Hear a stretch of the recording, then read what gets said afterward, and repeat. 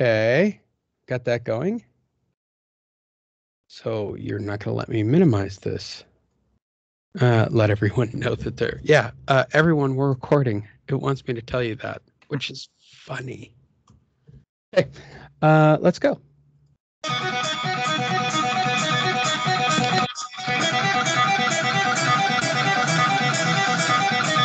Hi, everyone. Welcome to Fight Night Radio. Lee Honish, Andrew Labouche, Miguel Antonio Barragan, coming to you live from the Boxing Tonight studios, which look a lot like a tiki bar. This show is dedicated to boxing. It's dedicated to its fans, and it's dedicated to you, the casual person who doesn't know shit about boxing. We're here to educate you. This show comes out each and every week. Go to boxingtonight.io. Click like, subscribe, find something you like. It also has an aggregate viewer of the news that's going on for that day, hence Boxing Tonight. You're probably saying to yourself, well, you'll be using your stories from your site today, won't you? No, that would only be one day's worth of stories, wouldn't it?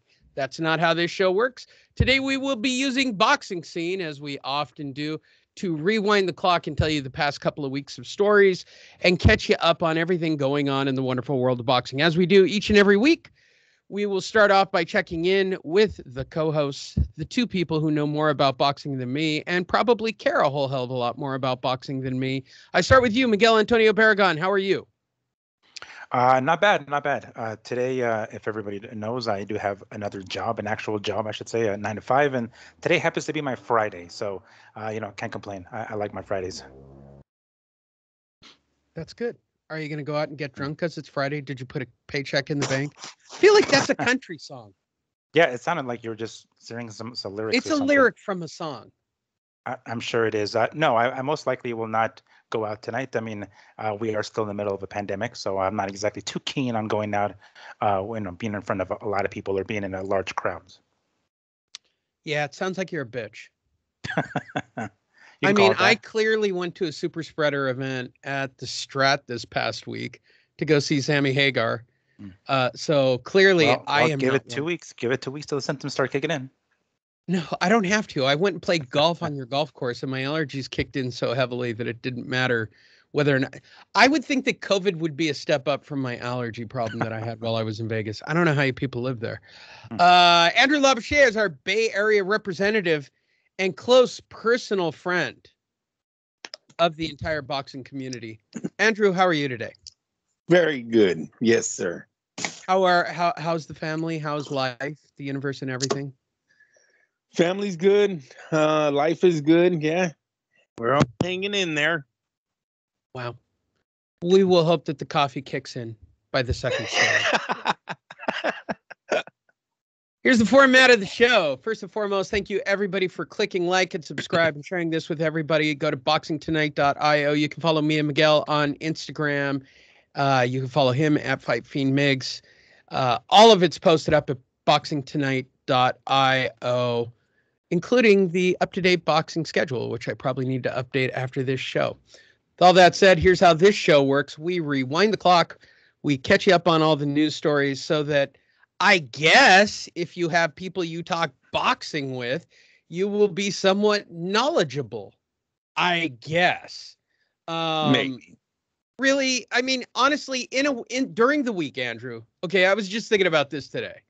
During the week, how often outside of us do you really talk about boxing? What? Almost every day, Dorcas. Come on, Really? Lee. Really? Yes. Yes. Yes. Yes, I get No. phone calls. I talk to guys on the job site. Yes, I am the boxing guy. Always been that way. Ever since I was Lee, I was so bad. I used to do book reports in schools on Julio Cesar Chavez. Yeah, that's my essay. I'd bring in a fucking. One time made him bring in the fucking copy of that essay. Oh, I made him bring in the VCR, bro. She's got a copy. I made him bring in the VCR. We're watching old fights. That's what I did. I don't know what type of grades I got on. Doesn't matter what type of grades he got. It doesn't really matter. I would love to do a dramatic reading. Oh, they were terrible. Don't make me contact your wife and very find Shakespearean. Because I am telling you, I would do a dramatic reading of little Andrew Labouche. Cesar Chavez Hey, essay. if you go, do I have it? I don't have it. It's in storage. I even got into the Ring magazine when I was like, I don't know, 13, 14 years old. It's one of the Tyson McNeely covers. I was all reading. You remember how you guys could write in and you'll see the letters in the. Dear Box. Yeah. How dare you not have Chavez on the pound for pound ranking? Dear Box magazine. Yeah. I'm going to tell you a story that doesn't normally happen to me, but this really happened. I met two boxers in a dark alley. They were both shafty and hard. I know it sounds like I'm making it up. What? No, mine was about him not being on the pound for pound ranking. I remember laying there on my couch, swear to God, and I'm reading it. I'm like, man, this guy knows what he's talking about. It was me. Yeah, wow. Go figure. I would agree with what I wrote. Wow, you read something by you, not knowing it was you. Let's unpack this. And you gave yourself 5 stars.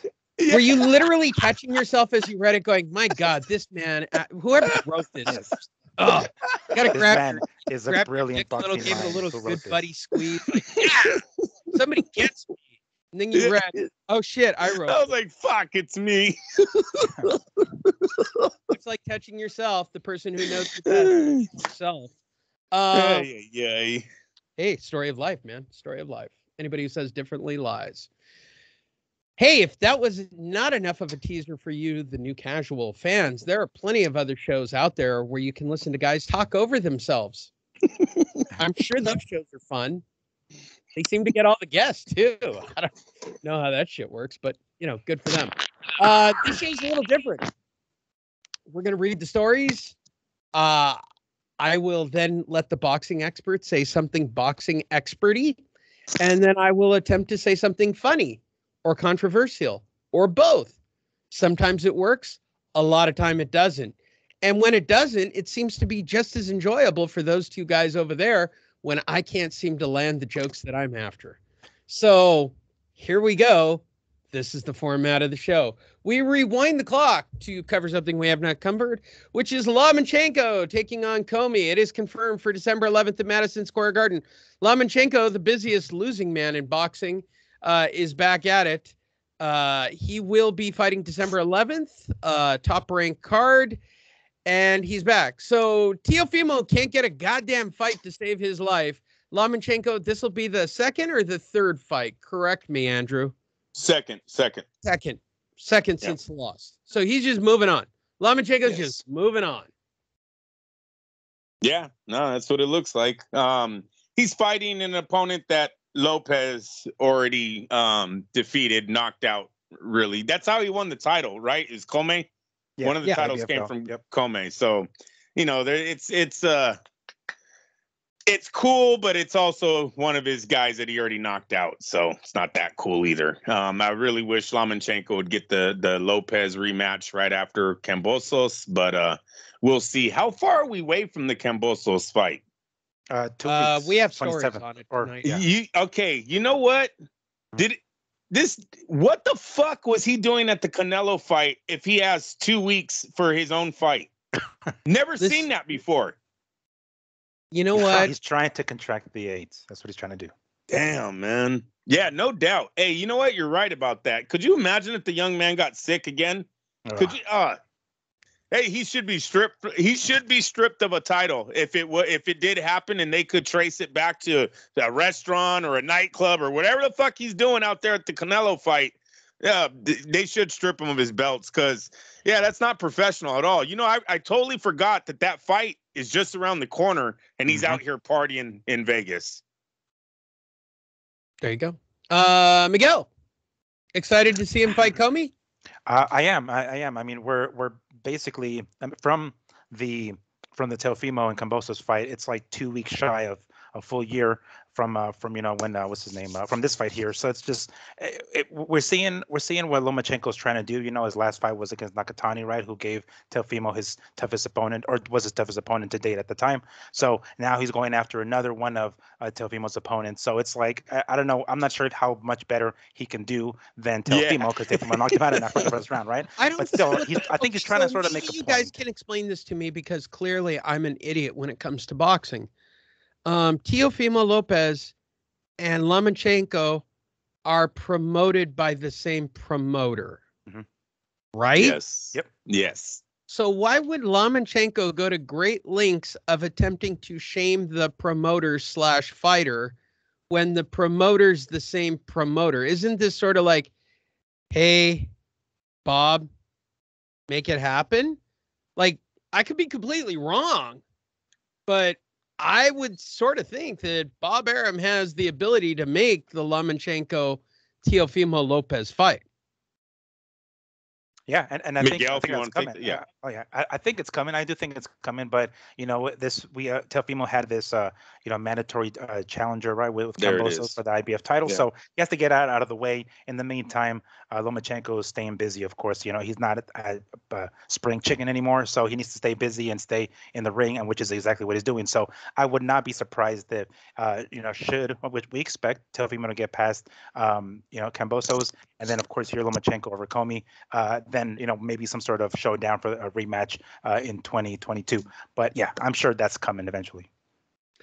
Okay. And I think what he's been rejecting is when the media is asking him about the rematch. Like Miguel said, 100% correct. He had to get Cambosos out of the way first, and I think it's just the media that kind of was already looking past the title defense, right? Well, in your next, are you going to give Lomachenko a rematch? That's who he keeps shooting down.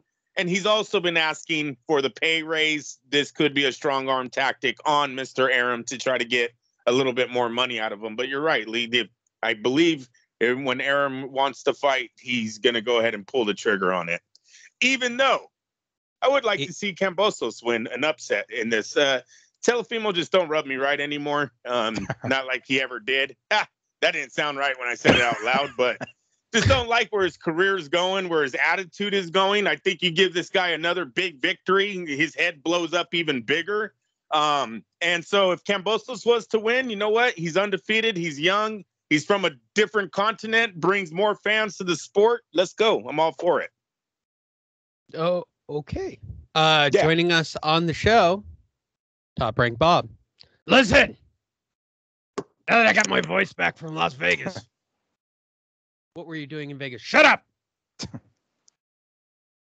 I realized recently, listening back to my Bob Arum, that I was getting closer and closer.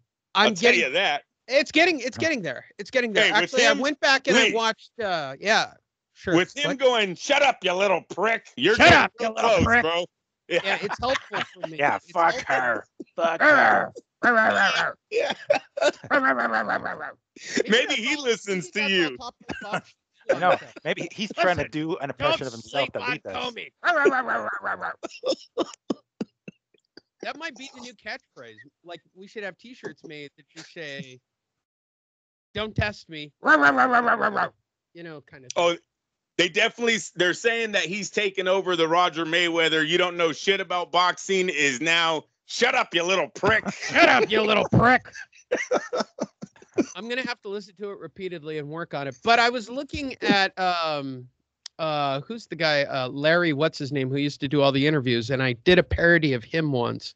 That version of him is better, Bob Arum, than my Bob Arum, which is really weird. And I can't believe I've lost it.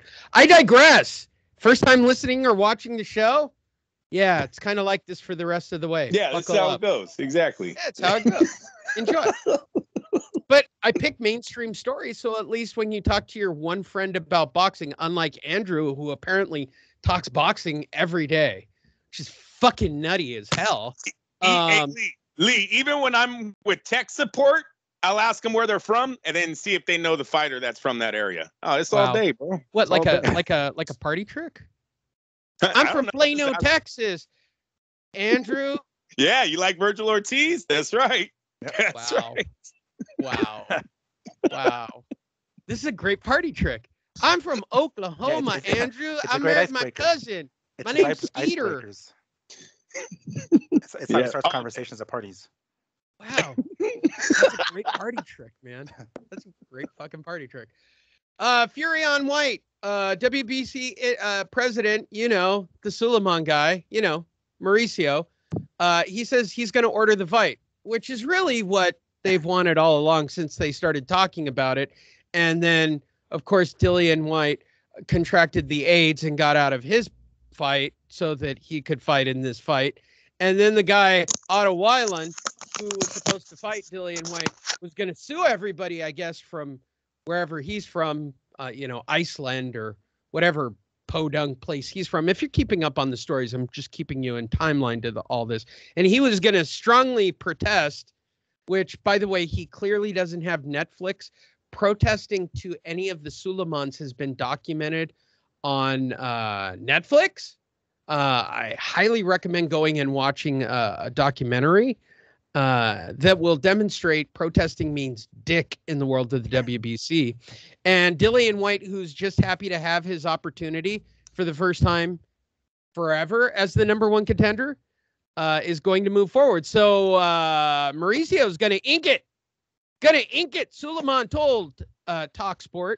The WBC order was very clear that the winner of Fury versus Wilder has 1 month to try to secure the ultimate unification against Usyk, who defeated Joshua.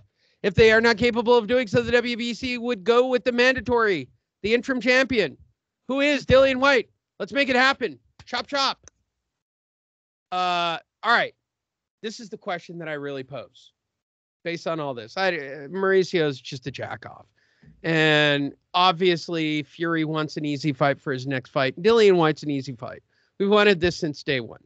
My question is, will Dillian White legitimately get a title shot before the end? Well, he won't get it before the end of the year, but will he get his final shot in 2022? I start with you, Miguel Antonio Barragan. Will Dillian White finally ungrease his ass, man up, get into the ring, and then get knocked out by Tyson Fury? I've gone back and forth on this.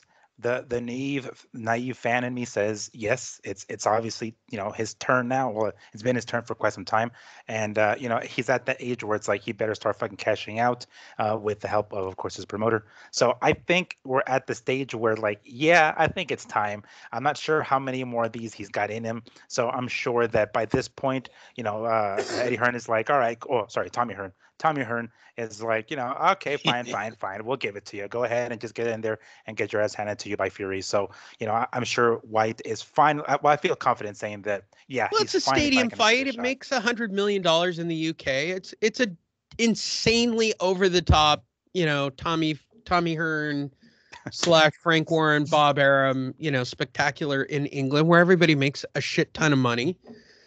So it makes sense on that level. My question is, can everybody see the train coming down the tracks of Anthony Joshua contracting the AIDS while he gets his new trainer? And then Usyk says, yeah, I want to fight him now. Let's do it.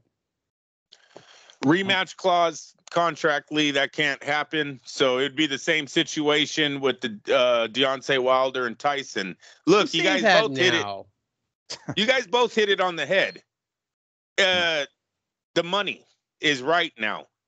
The person that previously owned that belt, his company didn't have the money to put on that title defense. They didn't have $25 million for Deontay, and they didn't have $5 million for Dillian White. So the fight never got made. A lot of fights with Deontay didn't get made because of that. So now with ESPN and Tyson Fury, there's enough money in the pot now. This fight totally gets made. Dillian White will make his check. Come on, whatchamacallit made $40 million fighting Otis Wallen, right? He fought him on ESPN under the new contract. It wasn't 40, I think it was 25. That's what his contract with ESPN is, correct? Okay. Mm-hmm. I'm asking Miguel. I'm asking. You wouldn't ask me. Last I read, yes. Sure. Last I read, which is a while ago, though. Say yes. Yeah, it's something like the 4 fights, 100 and something million. So that's already secured. Dillian White's a decent name. Lee, you just said it. It's going to pack the stadium on the other side. ESPN will broadcast it in America. You have two sides of the ponds making money on this fight. This is bigger than the PBC and Deontay Wilder, and that's why it will happen. Sure. There you go. I'll believe it when the fight actually happens. Dillian White is cursed. Damn it. Moving forward. Sounded good. Well, Yeah, it sounded sounds believable. Wood Conlon, Matchroom outbids Top Rank to claim the rights for the WBA world title. I don't know why I'm so amused every time Top Rank gets a bid to Matchroom Boxing. First of all, who gives a fuck about Michael Conlon except for Bob on St. Patrick's Day? But I'm amazed. Like, what is up with Eddie Hearn constantly outbidding everybody lately to promote fights? Like, he's walking into everything, and this raises a bigger question. I don't think that this fight draws flies personally, unless you're putting it on in Ireland, I guess. My question, which is the bigger question, is this outbidding and purse bidding and this purse bid war thing that's been going on for the last month of Triller outbidding. Now Tommy Hearns is outbidding. Bob just constantly sits back and says, whatever. Like, he's not even throwing his hat into the ring on some of these unless they're completely his fighters. So I ask you guys, have you seen purse bids as aggressive historically as they are now? I start with you, Andrew Labouche.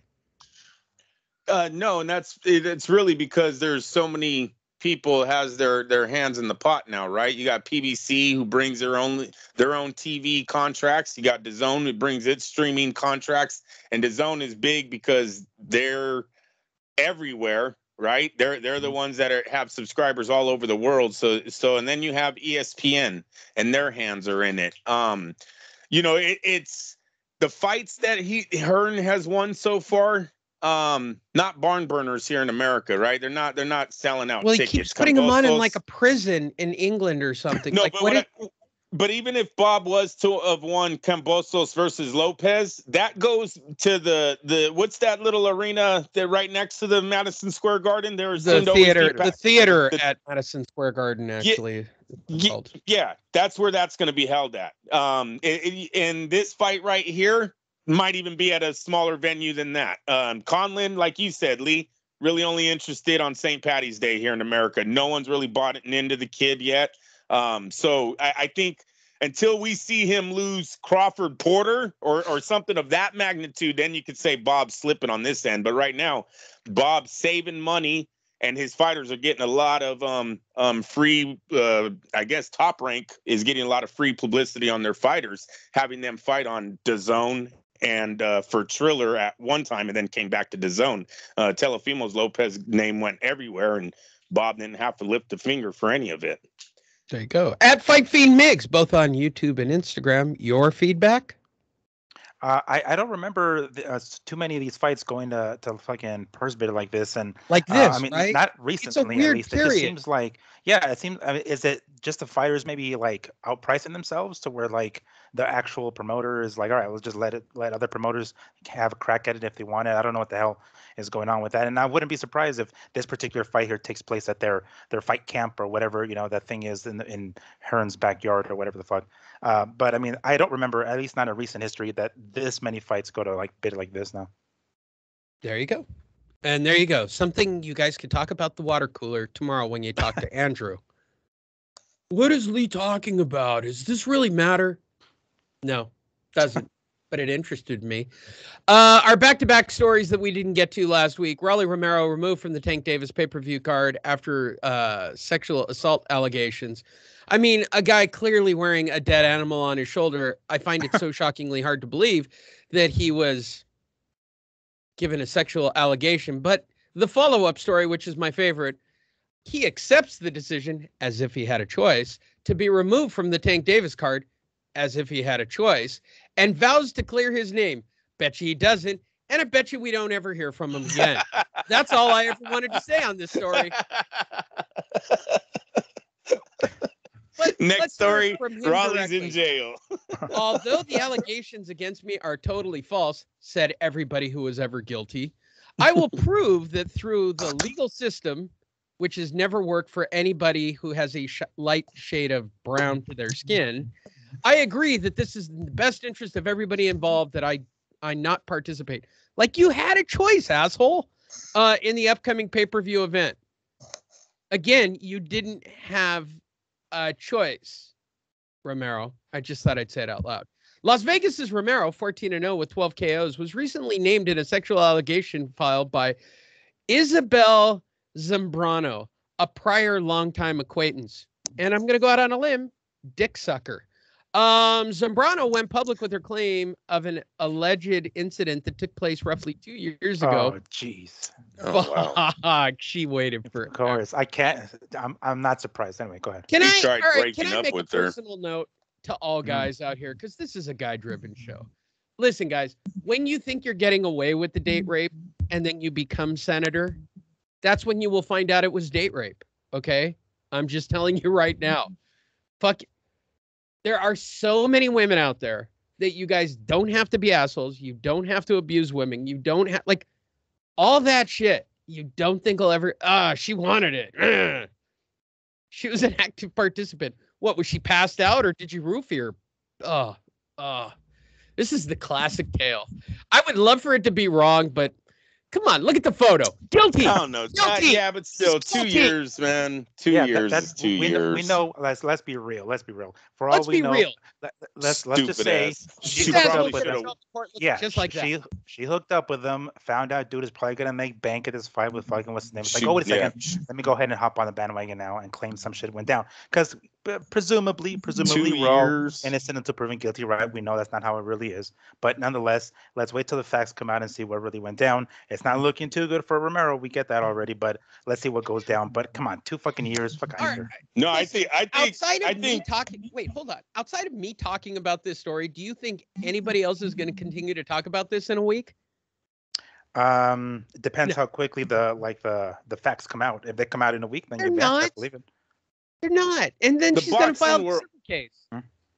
Yeah, the boxing world will talk about it, obviously. Romero is with the PBC. He was starting to get a little bit of traction before all this went down. So I think he'll be talked about. She did it too early. I know she's kicking herself in the ass right now. She should have Yeah, waited should have waited till Yeah, after the fight. Until after the after the fight. fight. The money's Right, if he made. wins. Hello. Payday. Ay. Now he's going to what? Clear his name, most likely, because I'm telling you, the 2-year thing, even the judge is going to roll his eyes when he hears that one. But they'll hear it, they'll listen to it, and then they'll make a decision, probably sided with Romero. And now she's not going to get anything, and he goes on to make millions. Here's how Hey. fucked it is. Romero is not yet officially charged in a crime. Nice. Good. How Yeah. fucked are you? If you're not even charged in a crime, it's just somebody making a press statement. Look at you. You're guilty. Why'd you wear that jacket, asshole? You brought it on yourself. You shut up in a suit and tie. Probably wouldn't have happened. And maybe when the young man cleared his name, he told Al Heyman what really went down in the room. Remember, that's what got Kobe Bryant, and not putting him in the same category, but Kobe thought he was clearing his name by telling the truth, and it ended up grabbing him a charge. This young man, that same thing, he could have happened. Maybe he wanted to come clean to L, or but maybe who he knew did it that out of sodomy was against the law in Denver. I mean, in Kobe's case. but see, they were having the sex part was fine. So Not Kobe the thought anal it- part. That's against the not law. the anal, yeah. And Yeah, then so the right, cops, right. they kind of tricked him. They're like, "Well, did you do this to her?" "Oh yeah, I did. We did that too." Well, boom. That's what she just said. She didn't want. You're now charged. Yeah, So. right.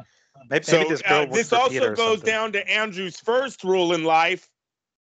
I Don't wanna fuck call women my in the mom and ass. dad. I want to call my mom and dad. I need to get a lawyer. Don't ever talk to any cops. Don't ever talk to any detectives. Keep If it you safe. have handcuffs on you, children, you must ask for a lawyer. I and feel then like the just bigger shut up. lesson is don't do anal. That is very true, but he thought he was being cool and it ended up getting them in trouble. Now, you Well, also got to give you remember. 2 reasons behind Hey, it, Andrew. You also got to remember that young lady went on that night to have a threesome at a party later that night. So this young lady was not the cleanest of girls. They found 3 men. Well, that's reason in number her 2 underwear. for not doing anal with a chick, right? First of all, any chick you do anal with is not a chick you're going to keep.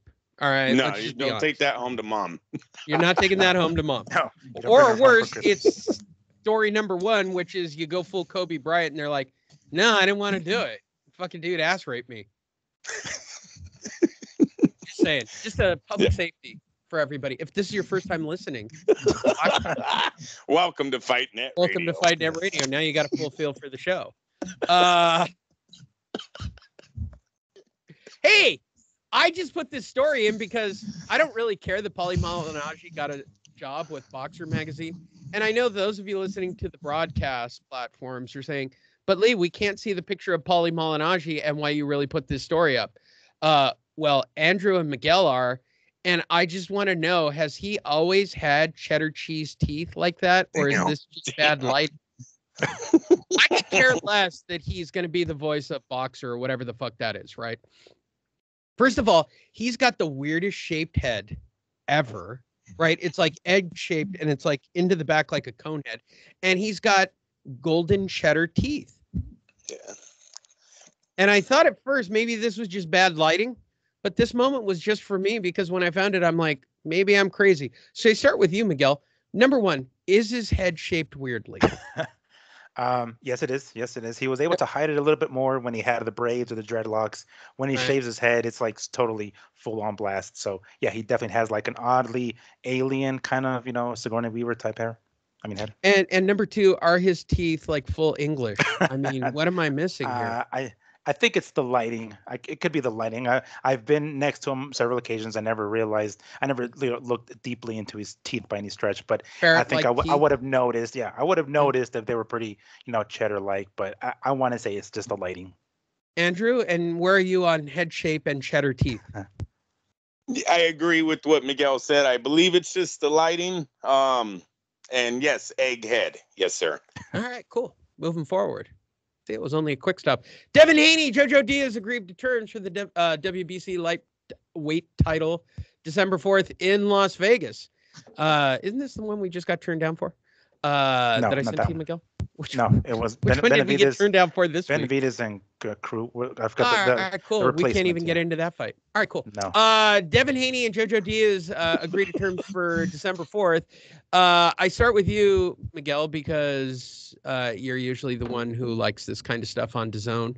Are you excited about this fight?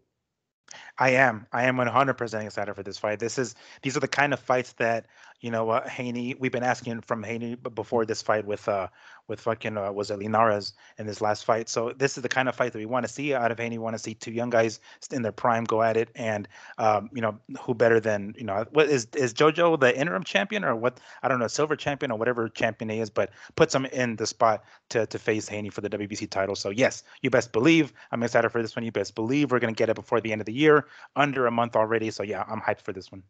Andrew. Yes, Lee, you keep asking this question, and yes, the answer is yes. This is a good fight. This is a great match. You keep saying that about every fight lately, and it's not true. No, the Jojo Diaz. This is Jojo. Flint was a good fight, and we're coming up on it, and so you might want to save your "ooh, what a great fight" for that. I mean, fucking yeah. I don't know if it was a great fight, but I'll wait until we talk. It was not a great fight. I have a complete conspiracy theory, which is the big joke for today's show, and you guys are going to go, "Holy shit, that makes sense." And now everybody's going to think I'm a boxing conspiracy theory nut. That's not bad. Oh, you got the aluminum foil hat? I do. I should have probably made one. Hey, Junior Dos Santos signs with a boxing management company. Oh, former UFC heavyweight champion, and I believe he was like number 1 or number 2 ranked. He's decided to go cash in at age 37, and he wants to go fight for BKFC and PFL and this, that, and the other. And can anybody blame these guys, including Usman and everybody else who's like, fuck yeah, I want to make $25 million for a fight. I don't care if I get knocked out.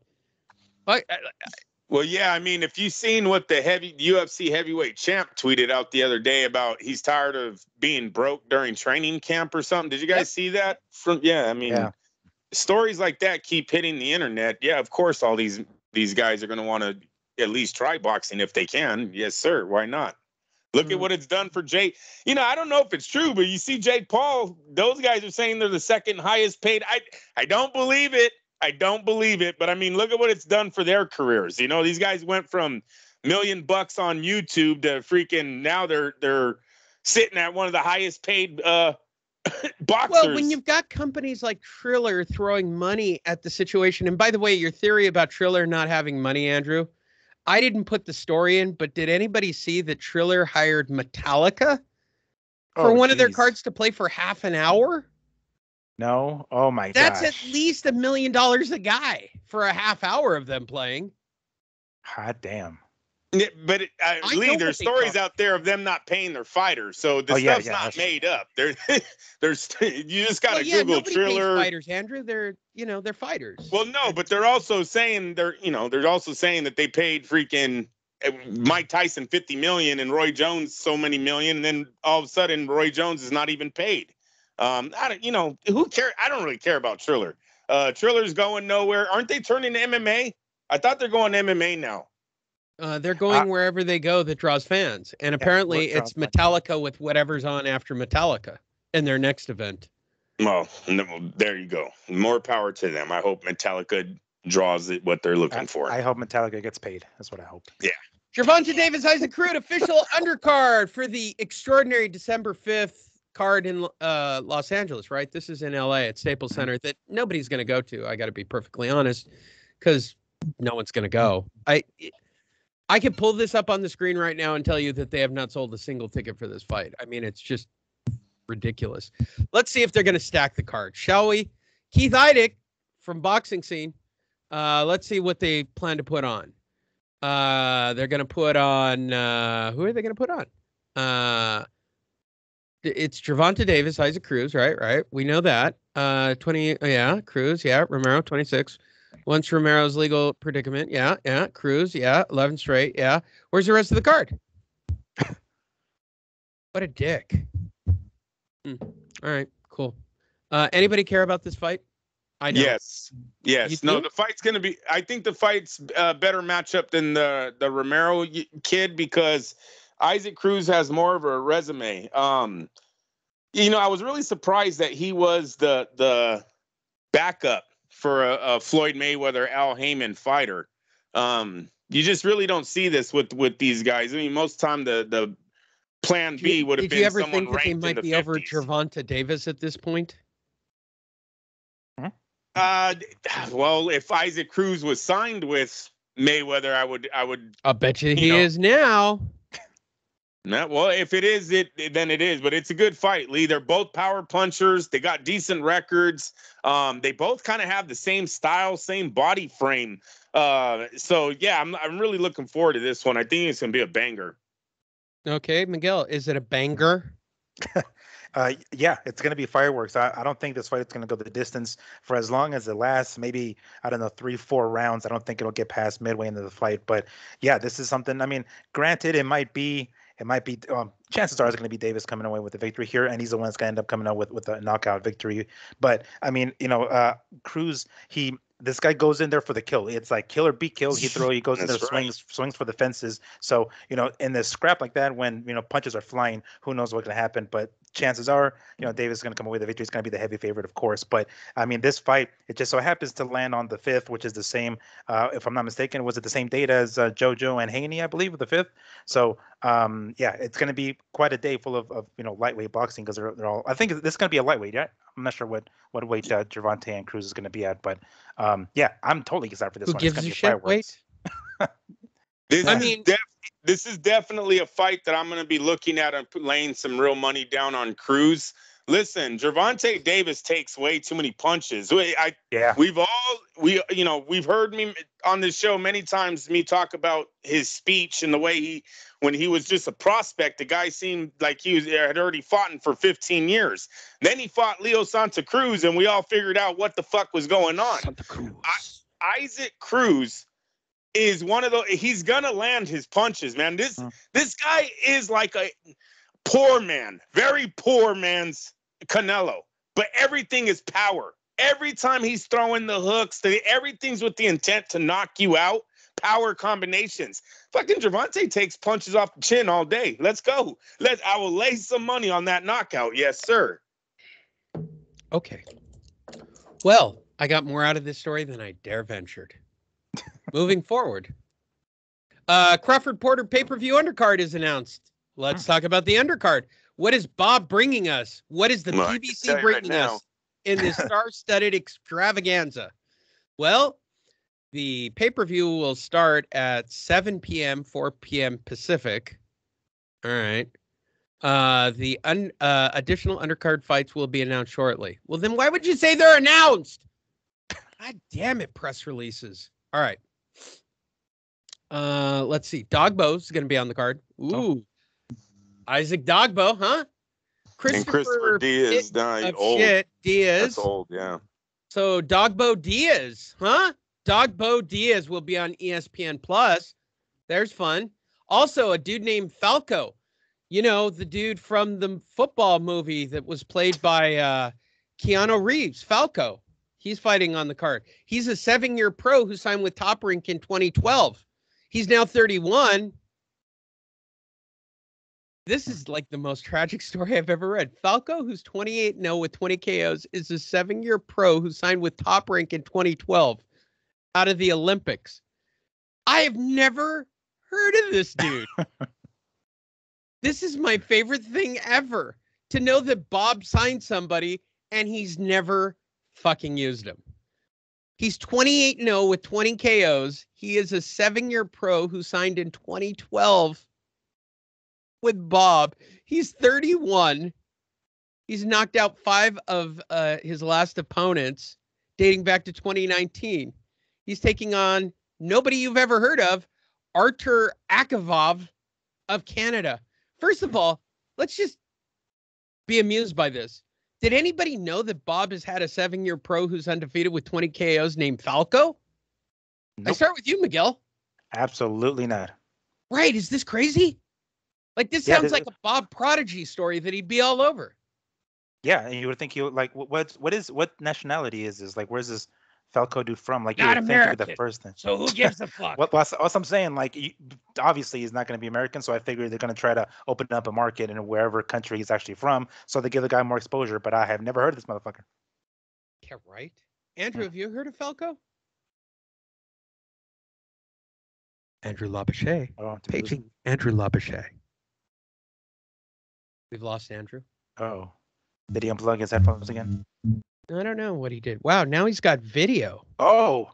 He's trying Holy to shit, now he's looking into the camera like a creeper. Yep. That was creepy. And then Andrew left again. Oh. That was creepy. Now Andrew's back again. And we're back. Look how bad everywhere. What's going on? That was crazy, Andrew. I was staring at you, staring into the hole of the camera. Is that how it looks when you have sex? Like, you're just happy every time and you stare into the vagina for a minute and go, yeah, that's it. Oh, yeah, watch. I got one for you. Here, I'll send it right now. Oh, wow. Andrew, have you heard of Falco? No, I ain't heard of Falco. I haven't heard of the opponent or the opponent who the opponent beat to get Falco. Look at that name. Hey, they're like recently. Falco, Volney, Trotter. Like, there's names here that I've just never heard of. I mean, this is like literally the craziest shit ever. They're also going to put on a guy named Muratalla, who's 12-0 from Fontana. Who's out of Robert Garcia's place. Jesus Christ. Like, the biggest name on the undercard is Isaac Dogbo. I guess you don't need much. I guess you really, literally just don't need much to make this pay-per-view card work once again. Fuck you, promoters. You got to remember, Lee, back in the day, only two networks held all of boxing. And today, it's just not that anymore. So, yeah, we get a lot of more shitty undercards now. I can't believe I'm about to say this. I miss Don King and his fight cards. At least he gave you a real fight card, for God's sakes. Stacked to death. And if you're saying, but it was always a Zuma Nelson. It was always a Zuma Nelson. It was. Just deal with it. Floyd Mayweather Jr., number 6 on the all-time athlete earning list with $1.2 billion. Jesus Christ. $1.2 billion is still too much for this guy. I mean, it's just hilarious to me nonetheless. But 1.2 all time now. All time. Now, here's my question. Is he going to find a way to piss away all this money? I start with you, Andrew. Well, he might have already done that, right?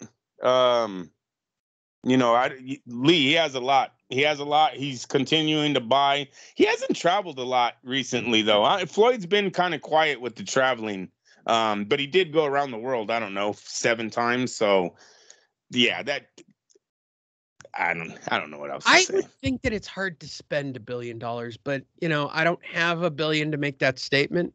I'm not in that stress. He's bought an $18 million watch, so I'm going to say no, it's not hard when you're Floyd. An $18 million watch, Lee. What would make a watch $18 million? Oh, I think it was just diamonds. Everything's diamonds. There's nothing else. That's great. That just literally shows that you have nothing to do with your money except light it on fire and say fuck it. I mean, seriously. Yeah, no, if you look at a lot of Floyd's Instagram photos, it's him by himself. I don't know if that's just what he's showing just sort of on a sad Instagram. Commentary about Floyd sitting there. Well, I mean, if you think about the fact that he's had 4 or 5 kids his whole life, right? They're all in their early 20s now. Where are the kid toys? Where are the kid, in his houses? The kids don't like him, or he doesn't like the kids. Well, I don't know exactly what the combo is there, but it's not pleasant. Yeah, but there was never a picture of a house that had $18 million worth of toys for 4 kids. Never that. No, of course not. Why would he spend it on those ungrateful kids? They didn't get in the ring. Miguel. He did buy his son a Bentley, I think, though. Before I talk too much shit, his son might have a Bentley. So there's always that. Here, son, let me kick you off. Let me break you off a Bentley for being a shitty father for your adult life. And there's $1 million in the glove box, just so you won't say anything shitty in the press about me. Thanks, Dad? Question mark? Thanks for beating my mom? Question mark? Oh, please stop. Allegedly? Yeah. Miguel, do you think he's going to go through $1.2 billion? I'm going to have to echo what Andrew said. I think he already has, or he's already going through the. I mean, when you see there are some watches out there like brands like Hublot and Richard Mille that are expensive as shit. You add fucking like diamonds onto those things, and those things are like outrageously expensive. And the fact that he buys these, he's got this whole collection. I'm sure you can see he posts that on his Instagram all the time. His collection of watches and cars. Those are the most expensive things, man. That he puts his money on it, and of course his house. So yeah, I mean, I have to assume. The money's got to go somewhere, huh? They're investments. I can sell those. Yeah, I mean, he can, but I mean, like, it's kind of excessive. I don't know who's gonna want to buy them. I wonder what the resale market's like on shitty ones worn by Floyd Mayweather watches. Yeah, I don't know, but I mean, yeah, I'm almost positive the dude's just like. I mean, what other money does he have coming in other than fighting? Like his TMT merchandise. Well, we can use Michael Jordan as a example.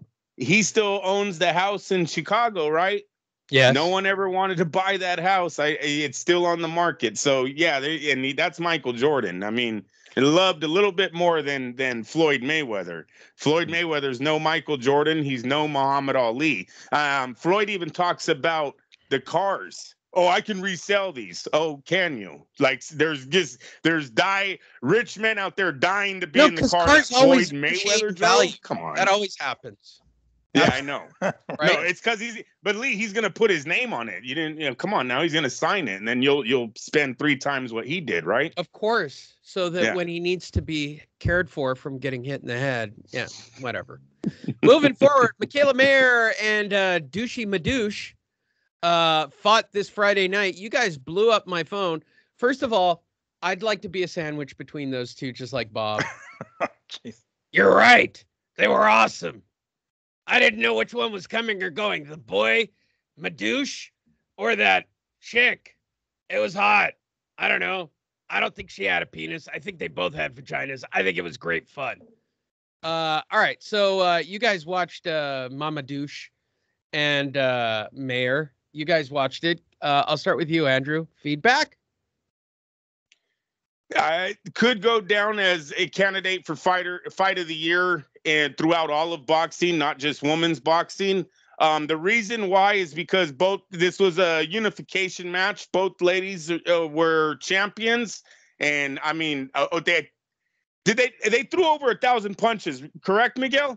Yeah, I believe Combi Box was over a grand. Yeah, over 1,000 punches, Lee. They fight 2-minute rounds. Okay, these women threw down. This was anyone watching this. If you weren't entertained by what they did in the ring that night, the boxing isn't for you. Seriously, it was all heart. It was skill. Mayor, of course, skill. The other young lady is more heart. She's just in your face, pressure all day. She's not backing down. Nothing seemed to hurt her. It was an excellent fight. I'm gonna go out on a limb here without going through the history books. And on top of my head, I can't think of a better female fight than what I seen last Friday. It is sort of like the Corrales Castillo of this era. Well, here's my bigger question for you, Miguel. The Michaela Mayer photo that we're staring at on the screen. Bigger the hoops, bigger the hoe? Oh, jeez. That's a good one. Let me see here. I'm trying to zoom in on those hoops. And now, Holy crap. And now here's the real big question. Can Michaela Mayer knock me out in a beer line if I yes. step on foot? Yeah. She can knock you out while she's putting the earring on. Yeah. While she's I'm just going to be politically correct on that one. Hell yeah, she is. You ain't going to get me with that one. Here. Michaela Mayer wins while Chavez Jr. does not. That's very interesting.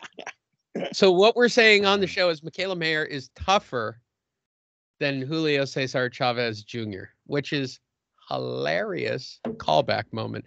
What did you think of the fight, Miguel?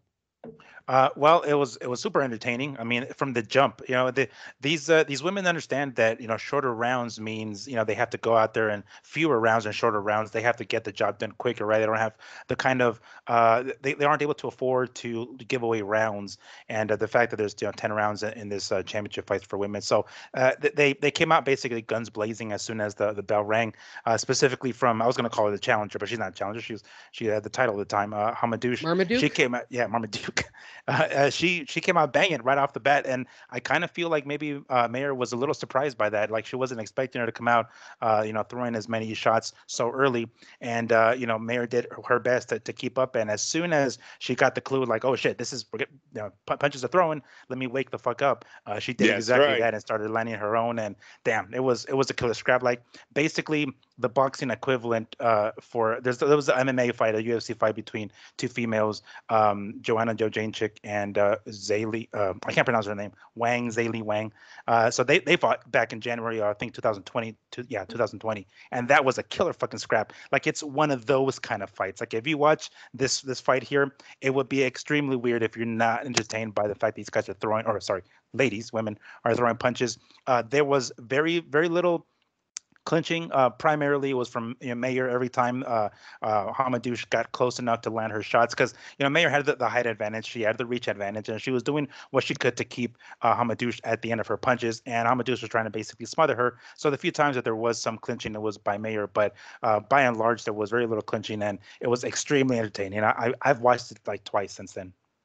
Wow. And not only that, Hamadouche was winning the fight early. Miguel hit it right. It was like Mayer had to step back. I think it's the fourth round when she was convinced I can't beat her at her game. Let me go back to my skills and jab, right hand, step aside. It all started coming. She started working angles, working combos. Her corner gave her all the right instructions. But yeah, go toe to toe. Hamadouche looked like she was taking that fight from her. Lee. It did not. ESPN was getting nervous. Everybody's getting nervous because Mayer's supposed to be the face of women's boxing. She answered. She's hot. Round on. She takes over that fight. She's got to keep winning. The big payday Playboy. Hey. Was there a nipple slip at all? Either of you? Nipple slips? um, That's why I you was guys I don't wasn't get looking in. for the I wasn't looking for one, but I don't remember seeing one. All right, then I'm not going to be watching the fight. Moving forward. Trainer Robert Garcia acknowledges an amicable split with Virgil Ortiz Jr. Did anybody know that Virgil even left Robert Garcia? Does anybody even care? Yeah, wasn't this the breaking news that we were doing all on the warm-up fight? Yeah, maybe on Saturday or Friday when we recorded. There was like three different tweets that day. Well, now we can address it. We already knew 3 weeks ago, Garcia stated in a video, at first we thought we were back at training camp, but then the dad, Virgil Sr., told me that we were no longer training with us. We talked really long and it was good. No animosity, none at all. The kid heard everything the dad was telling me. I know the father has been the son's... What? This is so confusing. I know the father has been with the son since day one. Senior has trained his son since he was a kid. I personally thought they were going on their own. They didn't say anything else. They just, they were going to train. They aren't going to train with us anymore. All right. I mean, so clearly Junior still got his head up Senior's ass. So the only question I have is how long till Virgil Ortiz loses and gets rid of Senior? I mean, that's all that's left at this point, right? So Senior's pointing out that it's clearly Garcia's the issue. And then when the style doesn't, work out yet again, does Virgil Jr. fire his dad, or does he have his head so far up his dad? Hey, and by the way, for anybody wondering, I too had my head clearly planted up my dad's ass and believed every word he said as well for a long time. So I'm not really one to talk on the topic. Miguel does as well and still watches boxing with his father, in fact. So this is not a group of people that is speaking out of school about having their heads firmly up their dad's ass and believing that they walk on water. I start with you, Miguel. Is this a good move or a bad move?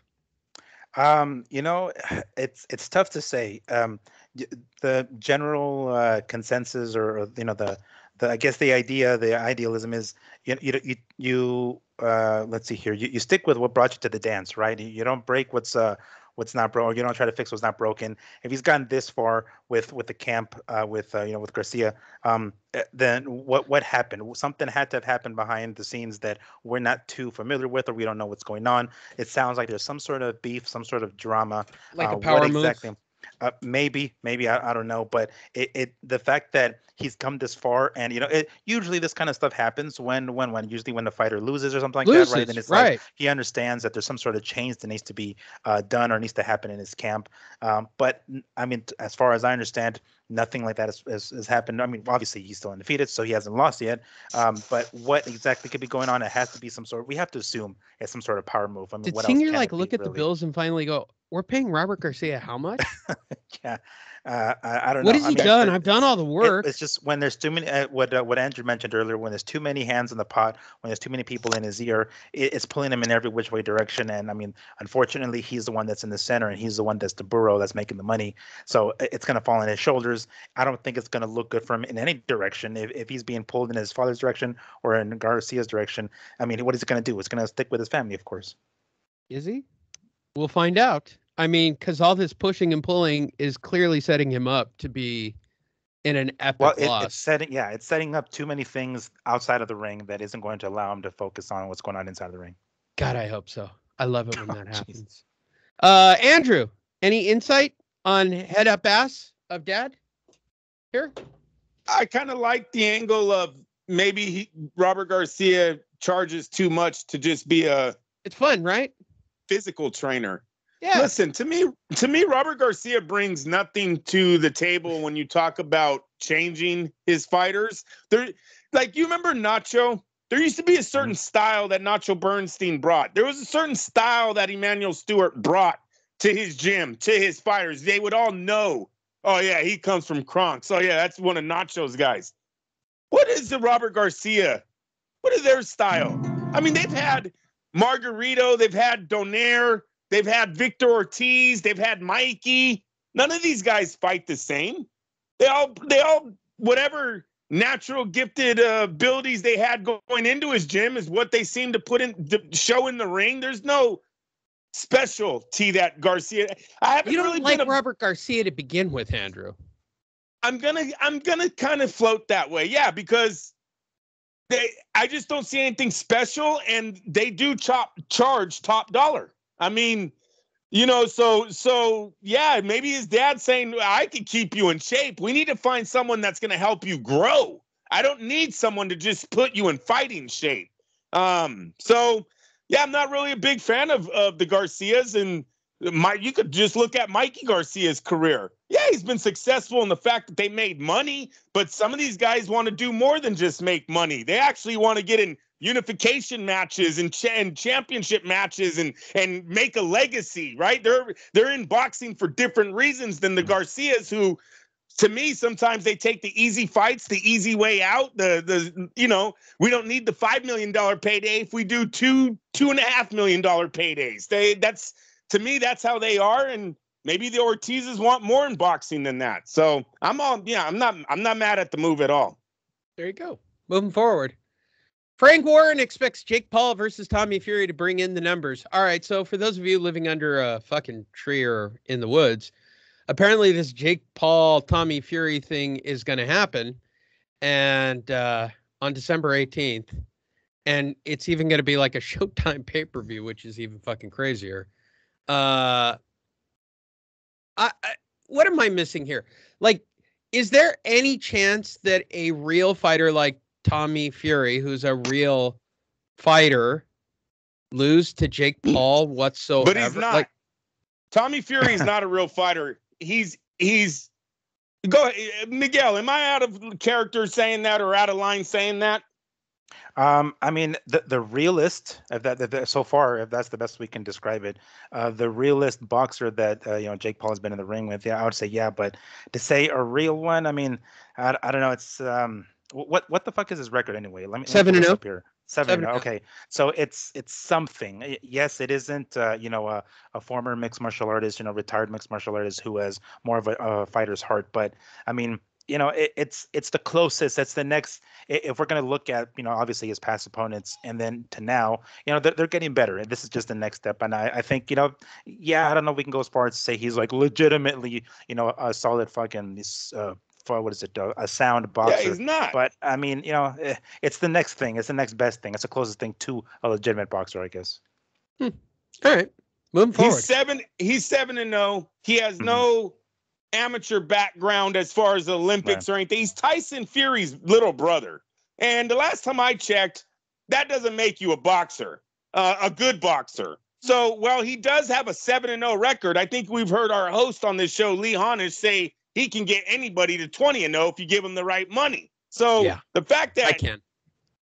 I know everybody, Lee, we see it done all the time. I mean, so 7-0 is not impressive. The first thing I'm going to buy when I win the $300 million lottery. I'm going to go to 20-0 and get a championship fight, even if I get knocked out in the first round. I don't give a shit. Let me promote you, baby. I'm all about it. Let me get. Oh, it's on. I'm going to have 20 fights in 1 year. I'm going to book them every 2 weeks against guys who have like big time journeyman records. Go in, we'll do the race war. We'll be like Trump, baby. No, I'm just kidding. Yeah, I'm just gonna run across the ring and like one punch everybody, and I'll get the nickname One Punch. Yeah, I'm the most hated man in boxing. And then my pre-fight, to build up the hype, I'm gonna pay Floyd $1 million to fight me, right? And then pay him an extra $1 million to call it a draw or whatever that horseshit thing is that he does where he gets paid not to knock anyone out. And then everybody will go, he went like Holyfield one of the fights. He'll take like 10 grand. Yeah, sure. People buy that shit all the time. Take Riddick Bowe. That's another 10 grand. It's all day. You could have a list of just ex-champions. You don't even have to fight losers. Yeah, that's where we're at in the sport now. I'll be the hottest ticket out there. I'll make the Paul brothers look like simpletons. I mean, if you're going to spend the money, spend it right. All right. Look, I hope he wins. But I'm not, this is it's scary. Yeah, we're not going to bank on him. We're not going to bank on him. Exactly. Tyson Fury's training him. I don't know what that means. It just sounds good saying it. hopefully the guy has a little bit of Tyson Fury when he goes, because I'm really getting tired of these Paul brothers. I didn't like Paul saying him and Canelo are the two highest paid fighters. I think it's bullshit, but he's out there saying shit like that on Showtime right now. So I would like one of the I would like one of these boxers to put him away. Hopefully Fury doesn't. Takes us to our featured story. Canelo Alvarez knocks out Caleb Plant in the 11th round, becoming the undisputed 168-pound champion, part of a very elite club of modern-day four-belt champion blah, blah, blahs with blah, blah, blahs and blah, blah, blah and blah, blah, blah. All right. Where do you want to start with unpacking this whole fiasco of a fight, in my humble opinion? Because I have a theory. And it is serious X-Files theory type shit. So let's discuss it from a clinical level before I whip out my theory. Because there you go. I want to change both of your minds. We'll start with you, Andrew. All right, he did it. Took him 11 rounds. So, betting-wise, we were correct. Along with Dana White, who bet it by KO or stoppage to make 44%. He made $44,000 on a $100,000 I wish he showed the slip, though. I don't like people that just talk. I like to see the proof. Slip. Yeah. I have a picture of the slip. Does he bet on both? Did he bet on both? Oh, wait. I've got the slip, Andrew. Oh, that's fine. As long as he showed the slip. Right there on the screen. There you go. That's nice. 41%. He made 41% by betting and listening to Lee Honish on Fight Net Radio. Thank you. Shout out to Dana White for listening to me. And he can also admit that he's a fan. He doesn't have to pretend that it's because of betting. He's a boxing. Look, he's a boxing. He started off as a boxing promoter. He loves boxing. He'd promote it if he thought he could do it and make money at it. But listen, he's busy raping MMA fighters still and making a shit ton of money. Why promote boxing? It's too hard. All right. So hopefully all of you made 41%. No, it did not go off in round 3, 4, or 5, or Miguel's rounds, or who picked late? Somebody picked late stoppage. That was you, Andrew? That was Miguel. Miguel. Yeah. All right. Congratulations, Miguel, on your late stoppage. All three of us did agree that it would be a stoppage. So you got as good as you could get. And look, Dana White made 41% on his money invested. And by the way, that's more than you would make in a bank any day of the week. So I'll start with you, Andrew. Go ahead. Tell me what you thought about Canelo Alvarez. I thought it was a good fight for Canelo. He did what he had to. He looked special. He got the knockout. He got his other title. As far as it being competitive or anything, no, it was not. I thought it would be worse than the Billy Joe Saunders fight, and as in he was going to get stopped earlier. But I mean, it wasn't too early in that fight that Caleb just turns off. He went straight defense. The half shell that he was giving Canelo, I don't know why the ref was allowing that. I thought they could have put a stop to that earlier, and Canelo probably would have gotten him out earlier. But I mean, once the and I watched the PBC, which I was fucking furious that I got the PBC telecast. We did it on pay-per-view. We ordered it, but I didn't order the Showtime pay-per-view. We ordered some fucking thing that said PBC, and it's some dickhead that's just praising Caleb Plant. Yeah, the whole fucking Flores. fight. It was Ray Flores. The whole fucking. I was. Oh, you bought the PBC. You bought the PBC online thing. It was the PBC feed. Oh, Lee, he's calling punches that aren't being landed. He's acting like shit's exciting when it's not. Like he was making the what is it called? I got this Ray Flores thing the last time. Well, what fight was it where I wound up on this thing? The Deontay Wilder fight. Yeah, Wilder. It was Ray Flores and that uptight chick. It was bizarre. It was just literally like she didn't know what to say. He didn't know what to say. They had to fill for time. Like I'm talking round 5. If you didn't think he belonged here, you're thinking different now. What? Dude, he's getting his ass kicked. He won't fucking turn and face the guy. Andrew, I don't want to break it to you, but if you're paid $1 million to be an announcer for the PBC, you're sucking dick too. All right, let's just be No, I honest. don't think he's getting paid $1 million. Sorry, not $1 million, I don't but think that's enough $1 to million. continue saying, enough to continue pushing. Like, this is a close fight. This is a real close fight. Yes. Like, what? No, it's not, dude. Dude. What the fuck are you watching? Yeah, it was bad, and I'm telling you, the casuals were getting turned off by him bullshitting. You can't, like, we're watching the fucking fight. Stop bullshitting on there about how close the fight is. Caleb won't even turn and face his opponent. He won't. He's throwing. Dude, did you see when Canelo went on the ropes and was like, "Come on, come on, dude, yes, throw he was something." trying to bait him in. Exactly. I think he just wanted to feel a punch. Like, these guys like getting hit too. He's like, dude, come on, we're doing 12 rounds here. You fucking hit me already. He goes, jab. No, I'm from the PBC, dude. We go decisions. Jab, jab, jab, decisions, bro. You don't have to hit hard. Look, Yeah. jab. Wait until you hear jab. my theory. Didn't you get the on fucking the memo? fight. You didn't get the memo. We go to decision. Fucking A, man. And then the rib shot. You know, what was it? The right hook. Mhm. He kept trying to loop the right hand over the half-ass behind the body elbow. He was trying that to reach behind the Caleb was elbow. presenting to him. I didn't know that was a boxing defense, but I guess it is now.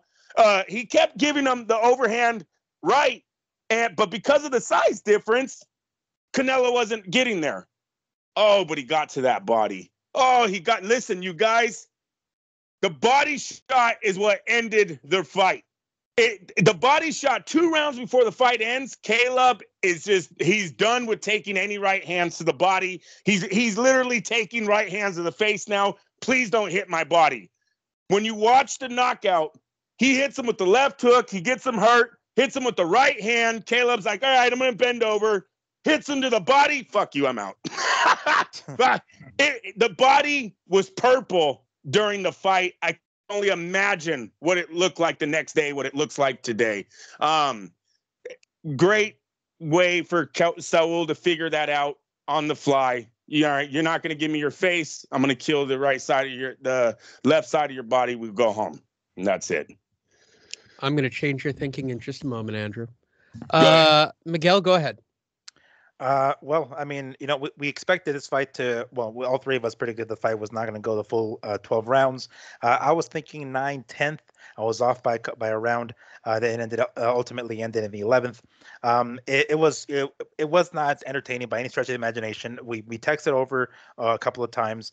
It seemed as though Caleb was just there to survive the 12 rounds, right? It was a moral victory if they could just stick in there and stay in there the full 12 rounds, because I'm sure everybody and their moms expected, Canelo to mop the floor with him within 4 or 5. That was kind of like the impression we all got, that he was just going to go in there and mop the floor with him. And, him lasting any longer was some sort of moral victory for Plant. So he fought that way. He did that whole, Floyd kind of shoulder roll, try to like, give his back to Canelo a couple of times. And Canelo was like, what the fuck, dude? I mean, he couldn't throw at the back of the head, obviously, because he would turn his head, or he tried throwing almost to like the kidneys or whatever the fuck he was throwing almost with that right hook. But it was Canelo. He was able to chop Plant down. He's able to cut off the ring. There were a couple of times where Plant just looked fucking terrified, man. Like, he looked like he was scared shit in there. I mean, the way he was just trying to get out of the corners or whatnot. I mean, it was just, there was, I think, a point in the, I don't know, I think it was the 9th round might have been, where I saw a video today or yesterday of the audio bit of like Plant basically complimenting Canelo in the middle of the fucking fight, saying like, yeah, you're good, you gotta respect your skills kind of deal, like during the fucking round.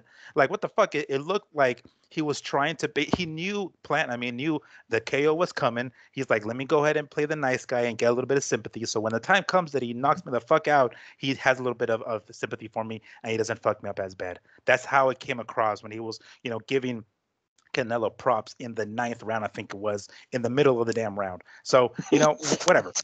Plant lasted for as long as he lasted. We knew we all felt that Canelo was going to win anyway, and ultimately it happened in that 11th round. Great for Canelo. He made history. The first undisputed champion at that weight division, and joins a small elite list of undisputed champions. So, congrats to Canelo, and looking forward to his next fight. Congrats to Plant, I guess, for lasting as long as he did as well. Okay. Guys ready for the conspiracy? Oh, here we go.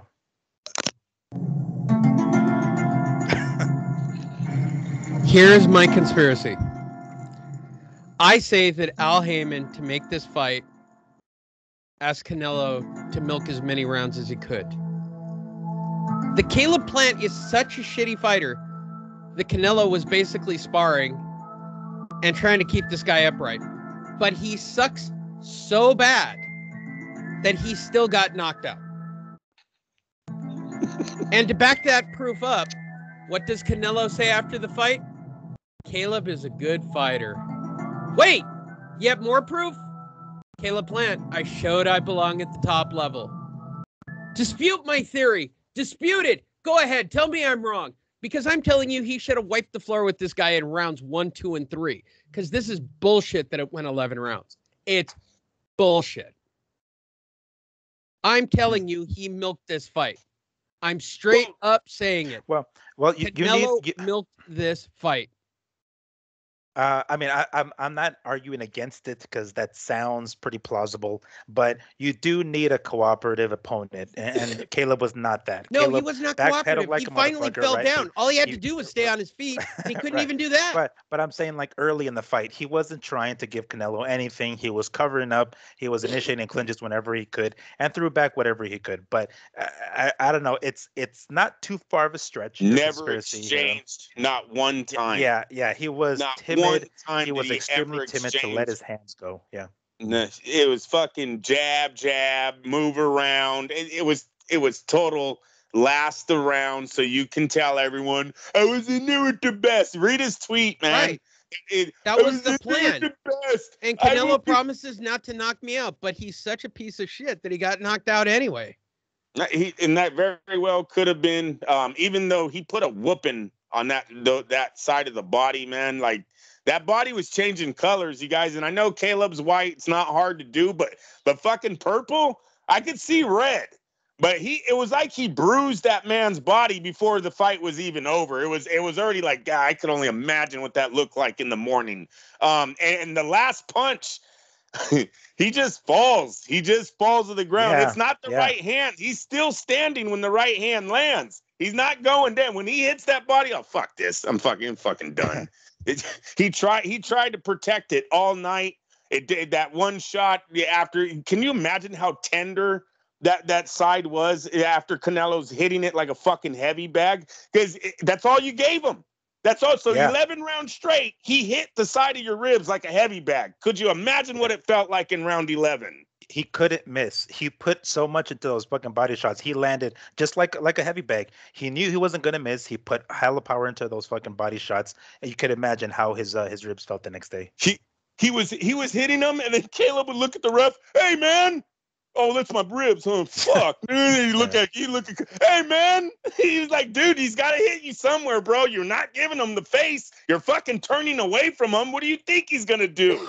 Oh, I wish they would have corrected him like an amateur. You know, you PBC fucking fans that have been drilling for years, you guys are looking real shitty in your big matchups, your big Al Heyman paydays here. Is he going to have any of you fucktards prepared for their fights? I'm telling you right now, both Charlo brothers look so bad in their last fights. I don't expect them to win. The day they step out of Al Heyman's out from behind Al Heyman's skirt and actually go and fight someone from DAZN or fight someone from fucking Top Rank, they're probably going to get their ass knocked out too.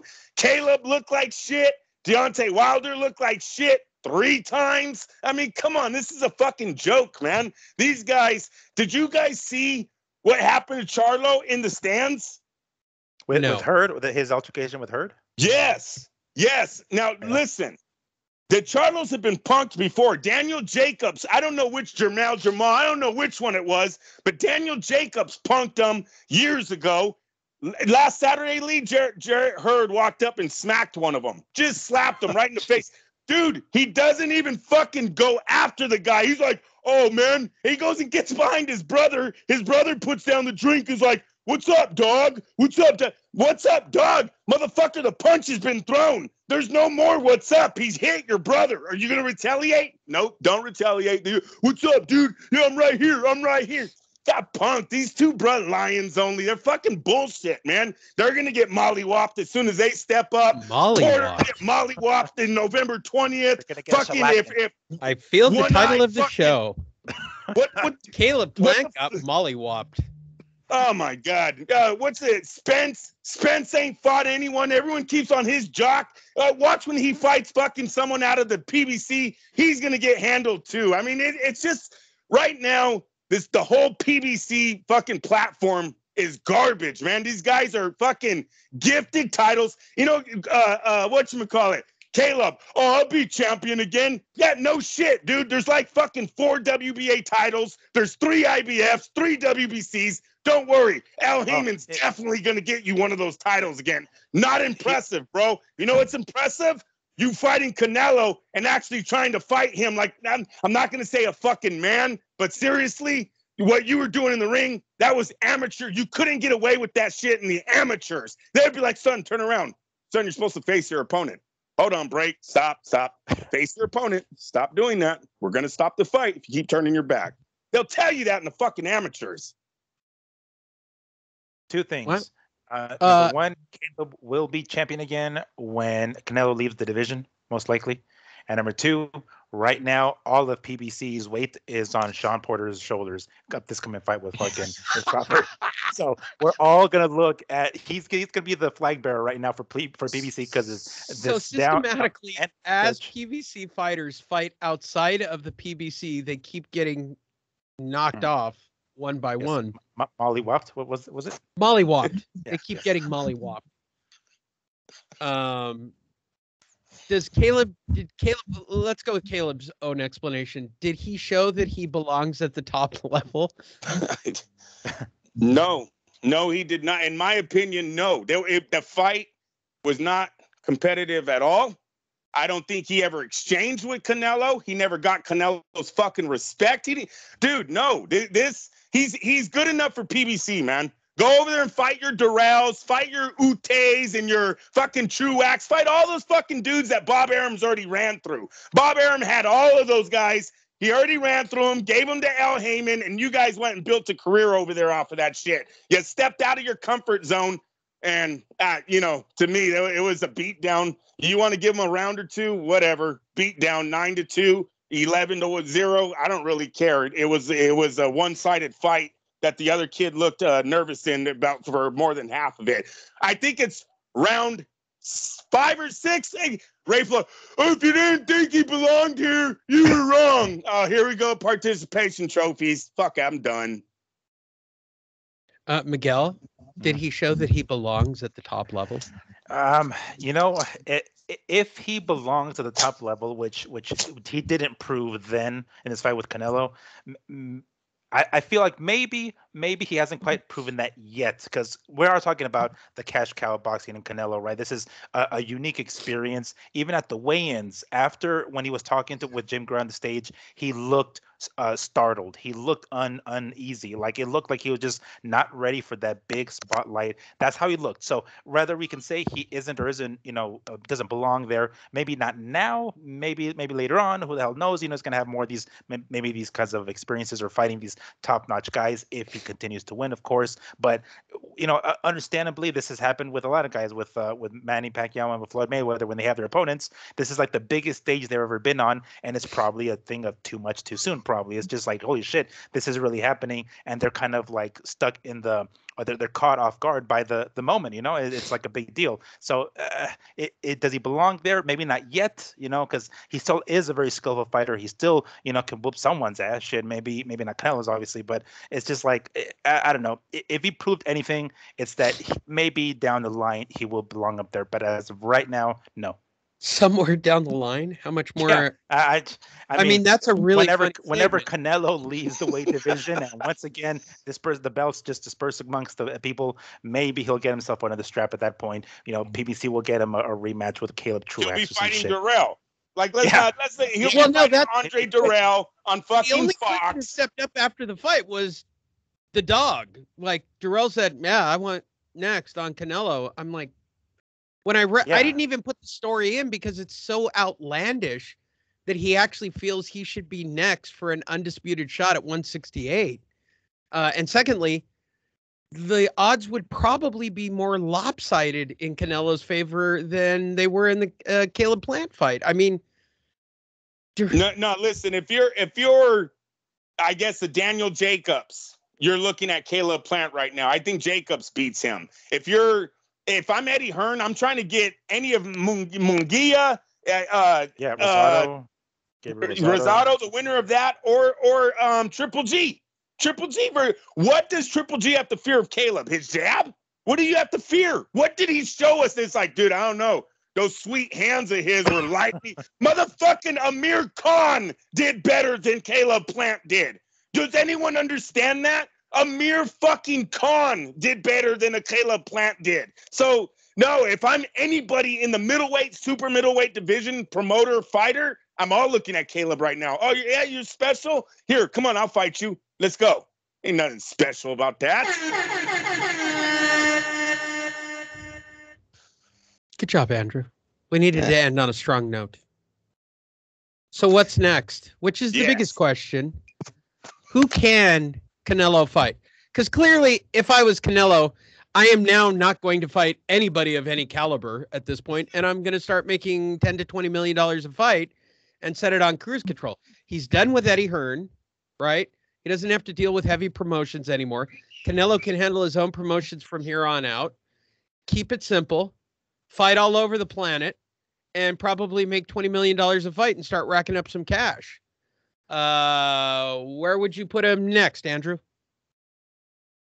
Well, you have to look at what the PBC is offering first. They're right now, they control the most fighters, right? David Benavidez, Jamal Charlo, who else am I missing here? You know, it's really sad that the other Gilberto Ramirez, haven't heard of him since he signed with Oscar De La Hoya. So I can actually erase Ramirez from the potential list with Canelo, because it just seems like his career is dead in the water right now. So with that being said, you're looking at Eddie Hearn said Triple G, the third fight. And I think the front runners are really going to be the PBC. That was easy money, you guys. That was easy fucking money. And the Reynosos know David Benavidez and Charlo basically have the same pedigree as Caleb Plant. They all been under the same stable, fighting the same group of fucking bullshit PBC fighters. Why not? Why not just line them up and drop them all? So, and with Charlo being at the fight, you know, I wouldn't be surprised if he would get in line now for that. The guys ain't gonna make money, this type of money, anywhere else. They should all know that now. With PBC being limited to fucking Fox and them not being pay-per-view household names, there's nothing else they can do but to get a $5 million, $8 million check from Saul Alvarez, say thank you, and hand over your fucking record, your title, whatever you got. Bend over. Miguel? That's exactly where I was going with. Exactly, David Benavidez. Exactly. Now, I'm not going to say that he's going to, beat Canelo, because I mean nobody beats him at the moment. But he will definitely put on a better performance than Caleb, even in getting his ass knocked out. If he goes in there, because Benavidez will let his hands go. He's going to let his hands go, and even if it means he's going to get dropped and knocked the fuck out, he's going to go out on a shield like that. We know he's gonna. So that would be, if Canelo mentioned that he's looking at his next fight being somewhere around May. Have David Benavidez, should he get past his opponent here, Caron Davis, this weekend. That's plenty of time to prepare for May. Coming May, Cinco de Mayo weekend, 2022. Why not? And Canelo has mentioned a few times that he's not gonna, fight Mexican fighters. Well, I mean, I don't know if he counts because I'm talking about Benavidez. I think he's from Arizona, if I'm not mistaken. But fuck it, let's get that fight going. That's gonna be the next best thing, because really at super middleweight, unless Canelo decides to just fuck all and go back to light heavyweight and fight someone like Beterbiev or something like that, which probably isn't a good idea right now. I should just stay at 168, maybe defend the titles a couple of times, and then call it call it a day. Why wouldn't he take Triple G in $100 million fight? I mean, yeah. I'm not sure. He should theoretically be able to manhandle Triple G. Yeah. I mean, point. Besides the payday, which obviously is a big deal. But the payday, other than the payday, which I realize, I understand is a big deal, but it's a win. It's a lose-lose for Canelo. It's a lose. It's like, oh, I lose to Triple G. I got my ass beat by an old man. I whoop his ass. I was supposed to beat him anyway. I'm not going to get any credit for it anyway. Granted, that comes with a big paycheck. It's going to be life in his way all the way to the bank. So I wouldn't be surprised if he goes that route. But other than that, as far as credibility goes, really, what is he going to gain from beating Triple G? And it was the money. Okay, Triple G signed that huge contract himself with DAZN being limited on just subscription money. They couldn't do the fight. 40 million to one guy, 20 million to the other, and you're supposed to pay that by charging people, a few $100 a year. That's why that fight got stopped. That's why DAZN is thinking about bringing DAZN's pay-per-view to their network, because they know if they sign two big fighters in the same with those kind of contracts, how are you supposed to match them up without it being on pay-per-view? So that's why the end of last year, or was it this year? It might have even been this year. DAZN already started telling their subscribers that they're probably going to launch a pay-per-view platform here soon. It pissed everyone off because that's what they told us they weren't going to be. But this is why they had to turn to Al Heyman and the PBC to put on this fight with Caleb. They couldn't just take it and put it on DAZN because the money that's involved is too much for DAZN's wallet right now. There you go. That'll do it for this week. Go to boxingtonight.io. We try to record every Sunday/Monday/Tuesday/Wednesday so that you theoretically have a show by some day during the week. If you're wondering, that makes no sense. Kind of how it's been lately. But go to boxingtonight.io. It will give you up-to-date episodes of Fight Net Radio, as well as up-to-date news, as well as up-to-date boxing schedules. I got to update it, come to think of it. But it's all on one page. It's easy to navigate. You can follow both Miguel and myself on social media, as well as every form of listening to the show. We appreciate all of you, and we look forward to sharing again with you our opinions next week.